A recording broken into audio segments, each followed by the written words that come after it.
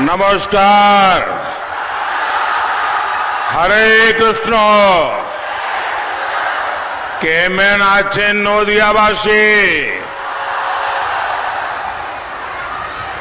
मेरे साथ बोलिए, भारत माता की, भारत माता की, भारत माता की। चैतन्य महाप्रभु की इस महान धरती को मेरा शत शत नमन। रानाघाट, बहरामपुर सीटों से भी लोगों का खूब खूब अभिनंदन। आप इतनी बड़ी संख्या में हम सबको आशीर्वाद देने आए हैं। इतनी बड़ी संख्या में माताएं बहनें आशीर्वाद दे रही है। ये मेरा परम सौभाग्य है। मैं सर झुकाकर आप सबको प्रणाम करता हूं।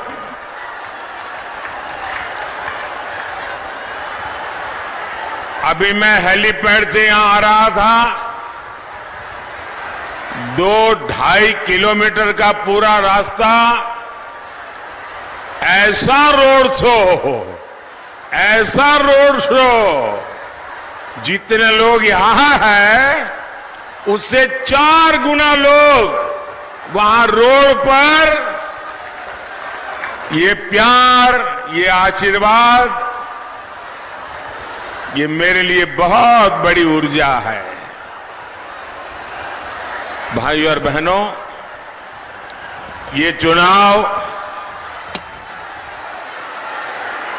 देश के चुनाव है। ये पूरे हिंदुस्तान के लिए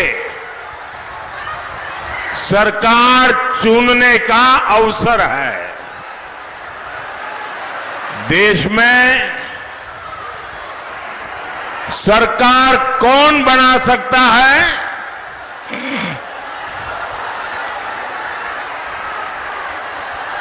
टीएमसी तो पूरे देश में 15 सीट भी जीत नहीं सकती। अब आप मुझे बताइए, क्या टीएमसी 15 सीट लेकर के सरकार बना सकती है क्या? जरा मुझे जवाब दीजिए। 15 सीट लेकर टीएमसी सरकार बना सकती है क्या? जोर से बताइए, बना सकती है क्या? कांग्रेस भी पूरे देश में कितना ही जोर लगा दे, कितना ही जोर लगा दे, इस बार आधी सेंचुरी करना मुश्किल है। 50 सीट पाने के लिए भी वो बहुत मुश्किल में है। अब मुझे बताइए, 50 सीट भी नहीं मिल रही है तो क्या वो सरकार बना सकते हैं क्या? ये वाम मोर्चा कभी यहां पर उसका सूरज ढलता नहीं था। आज कहीं लाल झंडा नजर नहीं आ रहा है, वो तो पस्त पड़ा हुआ है। क्या वो भी सरकार बना सकता है क्या? इस चुनाव में साफ साफ है, अगर कोई सरकार बना सकता है तो वो सिर्फ और सिर्फ बीजेपी एनडीए की सरकार ही बनेगी। मेरा आप सबसे प्रार्थना है, अब जगह बिल्कुल नहीं है, कृपा करके आप जहां हैं वहीं से सुन लीजिए। आप मुझे देख नहीं पाएंगे, मैं इसके लिए क्षमा मांगता हूं, लेकिन आप आगे आने की कोशिश मत कीजिए। बोलिए भारत माता की, भारत माता की। अभी तो बहस इतनी है कि भी एनडीए 400 पार होगा कि नहीं होगा। जो हमारे विरोधी कहते हैं 400 पार नहीं होगा, जो लोग मैदान में काम कर रहे हैं बोले कहते हैं बिल्कुल 400 पार करेगा। और इंडी वालों की लड़ाई बस इस बात पर है कि लोकसभा में विपक्ष में जो दल जीत करके आएंगे उनमें सबसे बड़ा दल कौन बने।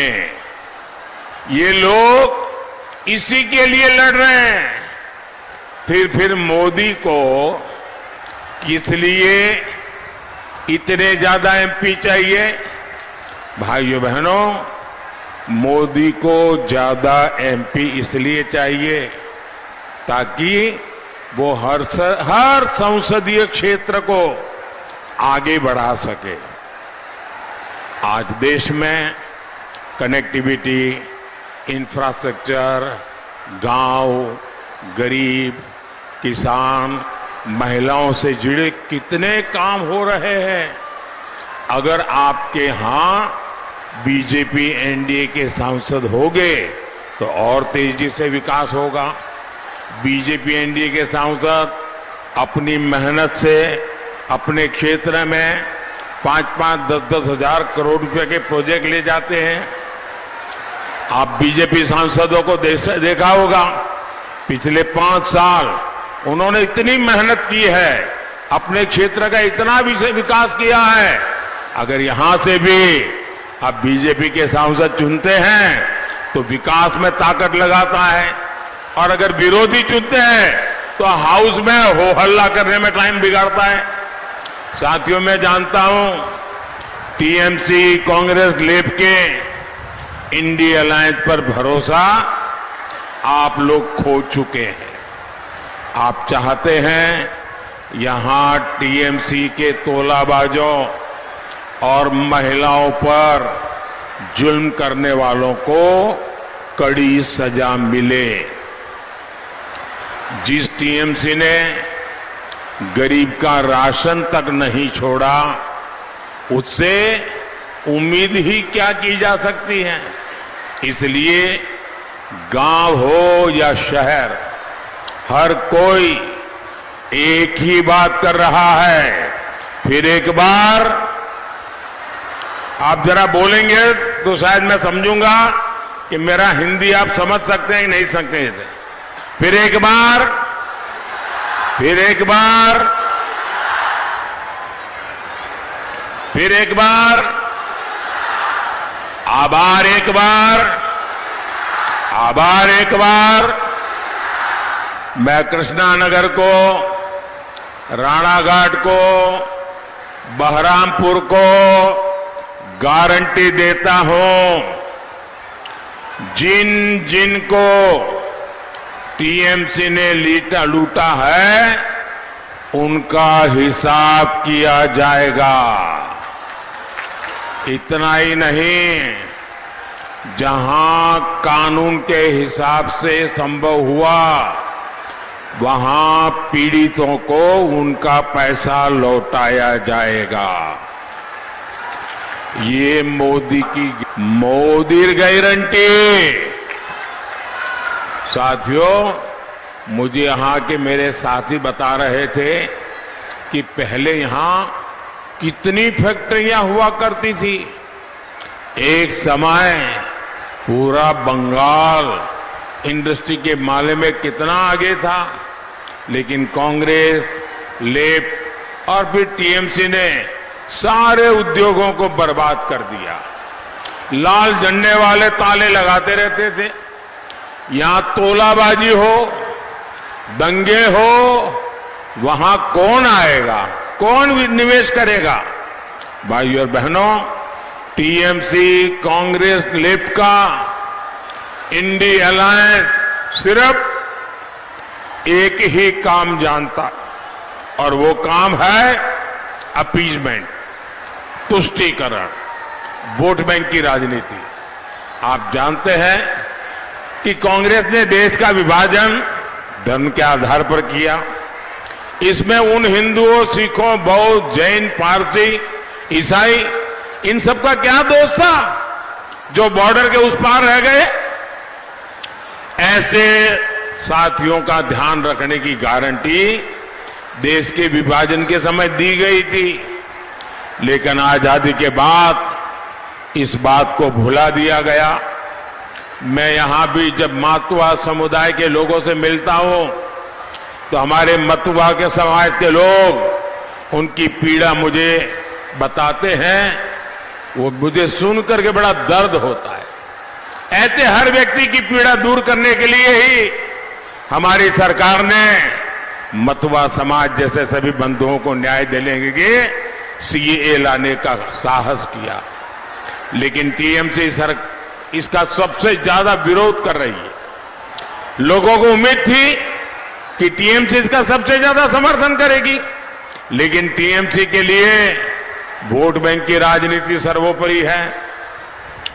और अब तो इन लोगों ने हद ही कर दी है। ये लोगों के बीच सीए के बारे में दुष्प्रचार भी कर रहे हैं।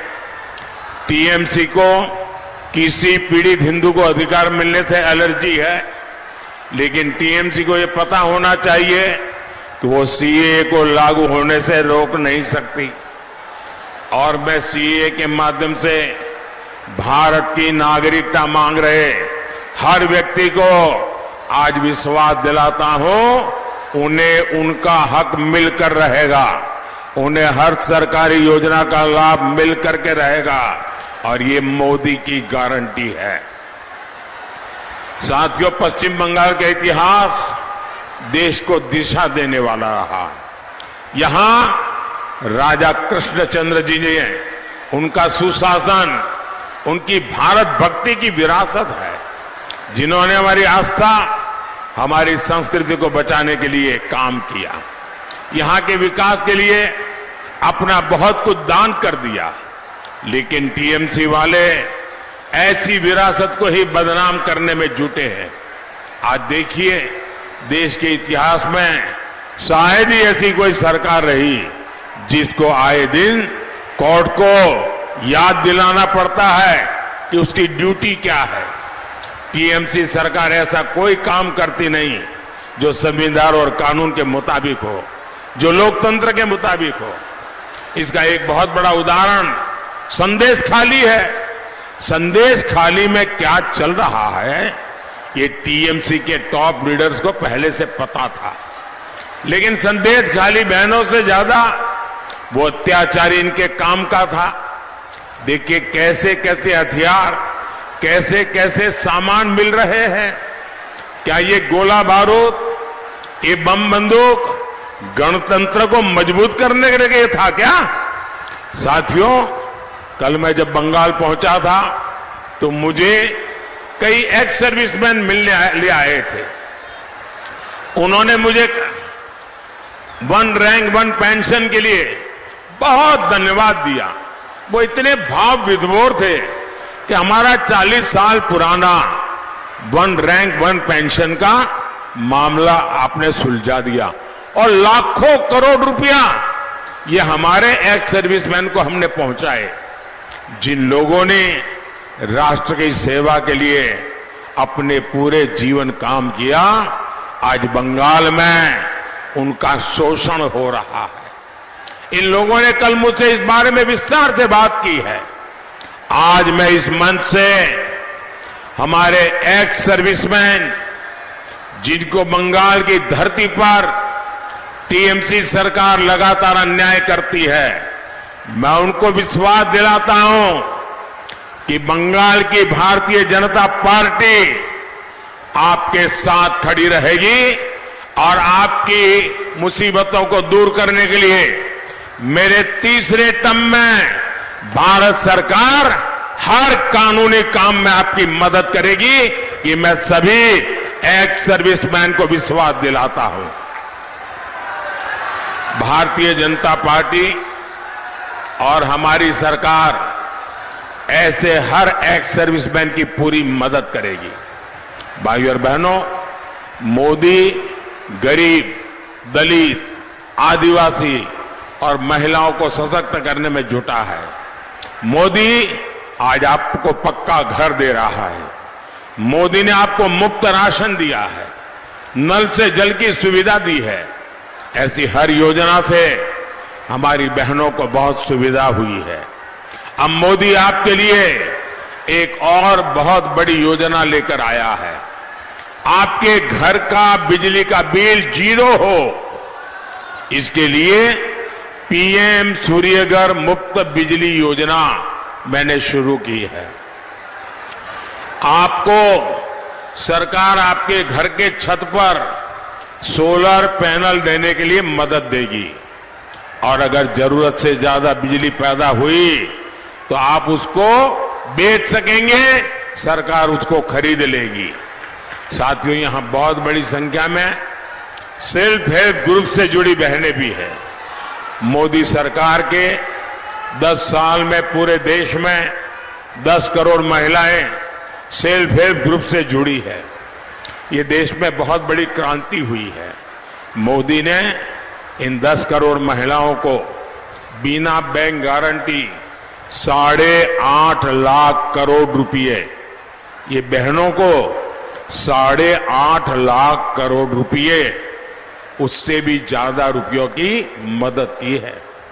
मोदी जब भारत में बने सामानों पर जोर देता है तो उसका लाभ भी सेल्फ हेल्प ग्रुप की महिलाओं को होता है। इसी वजह से आज सेल्फ हेल्प ग्रुप की 1 करोड़ से अधिक बहनें लखपति दीदी बन गई है। 1 करोड़ लखपति दीदी बहुत बड़ा आंकड़ा है, लेकिन मोदी आराम से बैठने वाला नहीं है। अब मेरा लक्ष्य है, मेरा टारगेट है, आने वाले टर्म में 3 करोड़ लखपति दीदी बनाना है। साथियों, मोदी के इन प्रयासों के बीच देश टीएमसी सरकार की क्रूरता भी देख रहा है। मोदी ने देश के हर परिवार के हर बुजुर्ग को मुफ्त इलाज देने की गारंटी दी। मुफ्त अनाज भी दे रहे हैं, मुफ्त इलाज भी दे रहे हैं। लेकिन यहां टीएमसी सरकार आयुष्मान भारत योजना लागू ही नहीं होने दे रही। मोदी पैसा सीधा अस्पताल में भेजता है। ये कहते हैं कि पैसा पहले टीएमसी के खाते में डालो। क्यों भाई? मोदी पैसा टीएमसी को इसलिए भेजे ताकि टीएमसी उसे लूट ले। ऐसा नहीं होगा। मोदी आपके घर का पैसा भी सीधे लाभार्थी के बैंक खाते में डालेगा। ये कहते हैं कि पहले टीएमसी के खाते में पैसा डालो। मनरेगा का पैसा भी मोदी सीधे लाभार्थी के खाते में देना चाहता है, लेकिन टीएमसी कहती है कि पहले टीएमसी के खाते में पैसा डालो। मोदी का फॉर्मूला ही डायरेक्ट बेनिफिट ट्रांसफर का है। कोई बिचौलिया नहीं, कोई कट कमीशन नहीं, कोई कट की कंपनी नहीं, सीधा बैंक में आपके खाते में पैसा जमा। लेकिन टीएमसी सरकार को पसंद नहीं आता, इसलिए कितनी केंद्र सरकारी योजनाएं वो रोक करके बैठी है। भाइयों और बहनों, टीएमसी सरकार ने यहां के जूट किसानों को बर्बाद करने में भी कोई कोर कसर बाकी नहीं छोड़ी। जूट की खेती को बढ़ावा मिले, जूट की मिलों को बढ़ावा मिले, इसके लिए हम जूट के बैग को प्रोत्साहन देते हैं। हाल में ही जूट के लिए एमएसपी 285 रुपया 285 रुपीज बढ़ा दिया है। अब जूट का एमएसपी प्रति क्विंटल 5,335 रुपये हो गया है। लेकिन यहां के किसान बताते हैं कि उनकी जेब में बहुत कम पैसा पहुंचता है। साथियों, बंगाल में बुनकरों को केंद्र सरकार ने लूम दिए हैं, ट्रेनिंग दी, धागे के लिए ट्रांसपोर्टेशन और उसके दाम में सब्सिडी दी है। लेकिन टीएमसी ने यहां हैंडलूम उद्योग को ही बर्बाद करके रख दिया है। यहां टेराकोटा आर्ट है, मिट्टी की कला है। ऐसे विश्वकर्मा साथियों के लिए मैंने पीएम विश्वकर्मा योजना बनाई है, लेकिन टीएम की सरकार ये योजना भी यहां लागू होने नहीं दे रही है। साथियों, बंगाल को बचाने के लिए बंगाल में तेज विकास के लिए बंगाल में ज्यादा बीजेपी सांसद जीतने की जरूरत है। इसलिए जरूरी है कृष्णानगर से राजमाता अमृता